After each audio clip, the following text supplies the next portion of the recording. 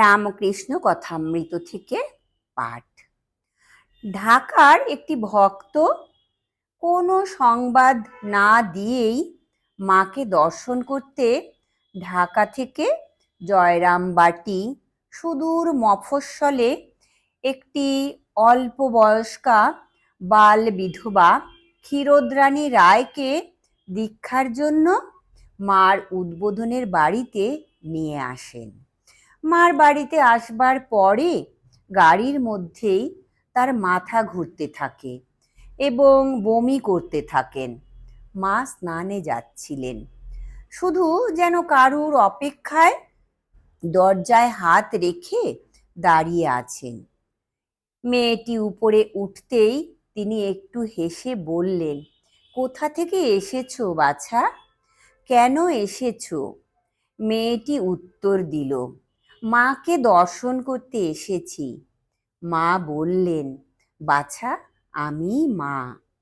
তৎসঙ্গে তাকে ঠাকুর ঘরে বসতে বলে মা স্নানে গেলেন। এর পূর্বেই ঠাকুরের পূজা ও ফল মিষ্টির ভোগ হয়ে গেছে। মেয়েটি ঠাকুরের জন্য কিছু মিষ্টি নিয়ে গিয়েছিল। মা ফিরে এসে তা ঠাকুরের মুখের সামনে ধরলেন, বললেন, খাও ঠাকুর। তারপর তিনি মেয়েটিকে কিছু প্রসাদী ফল ও একটু শরবত দিয়ে বললেন, প্রসাদে গঙ্গা জল ছিটিয়ে দিও, আমি ওদিকের ঘরে বসবো, তুমি খেয়ে সেখানে যেও। প্রসাদ খেয়ে মেয়েটি বেশ সুস্থ বোধ করল। তারপর মার নির্দেশ অনুযায়ী তার ঘরে গেল। গিয়ে দেখল মা রাধারানীর মতো বিশ্বজননী রূপে আসনে উপবিষ্টা এবং গৌরী মা, গোলাপ মা ও যোগেন মা তাকে ঘিরে বসে আছেন। তখন মাকে তার খুব আপন বোধ হলেও তার একটা সংকোচ আসতে লাগলো। কিন্তু শরীরের ন্যায় মেয়েটির মনও ছিল শত ব্যথাক্লিষ্ট। তাকে ব্যর্থ হয়ে ফিরলে চলবে না, তাই সে সংকোচ সত্ত্বেও সকলের সমক্ষেই মাকে তার প্রার্থনা জানিয়ে বলল, আপনি যদি আমাকে দীক্ষা দান না করে ফিরিয়ে দেন তবে আমি বাঁচব না। মা এক দৃষ্টে তার দিকে কিছুক্ষণ চেয়ে থেকে বললেন, মা, তোমার দীক্ষা হয়ে যাবে।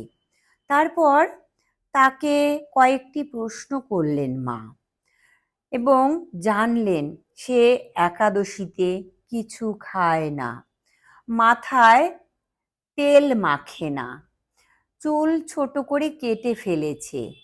এতে মা দুঃখ করে বললেন, বাছা, অনেক কষ্ট করে ফেলেছ, দেহ নষ্ট হলে কি নিয়ে সাধন ভজন করবে? তৎসঙ্গে তিনি তাকে একাদশীতে সাগু খেতে, তেল মাখতে এবং চুল রাখতে উপদেশ দিয়ে বললেন, ক্লেশের সেতু পার হয়ে তুমি এখানে এসে পৌঁছেছ, যার জন্য তোমার এত কঠোরতা তা তোমার হয়ে গেছে, আর কঠোরতা করো না। এরপর অবধারিত দীক্ষার দিন মেয়েটি পুনরায় মার কাছে এলে। মা একখানি হলুদ রঙের কাপড় পরে তার অপেক্ষায় ছিলেন। তিনি তখনই ঠাকুরের সামনে একখানি আসন পেতে বসতে বললেন, কিন্তু মেয়েটি না বসে ভাবতে লাগলো মার হাতে পাতা আসনে কি করে বসবে। তখন মা তার ডান হাত দিয়ে আসনখানি একটু ঠেলে দিয়ে বললেন, হয়েছে তো? বাবা, মেয়েটি কম নয়। তারপর তিনি তাকে বললেন, আঁচলে দুটি টাকা তুমি বেঁধে রেখেছ, ওটা খুলে রেখে এসো। মেয়েটি তা খুলে দেয়ালের ধারে রেখে দিল। তারপর সে আসনে বসল, কিন্তু সঙ্গে সঙ্গে মায়ের সম্বন্ধে কোনো বিশেষ অনুভূতি বশত সে সংজ্ঞা হারিয়ে ফেলল। মা তখন তার হাত ধরে পুনরায় আসনে বসালেন এবং মাথায় হাত দিয়ে 3বার মাভৈ বাণী উচ্চারণ করে বললেন, ভয় নেই, এই তোমার জন্মান্তর হয়ে গেল। জন্মান্তরে যত কিছু করেছিলে সব আমি নিয়ে নিলুম। এখন তুমি পবিত্র, কোনো পাপ নেই। মেয়েটির কথায় স্বাভাবিক অবস্থা ফিরে এসেছে এবং এবার মা তাকে দীক্ষা দিলেন। জয় ঠাকুর, জয় মা, প্রণাম মাগো।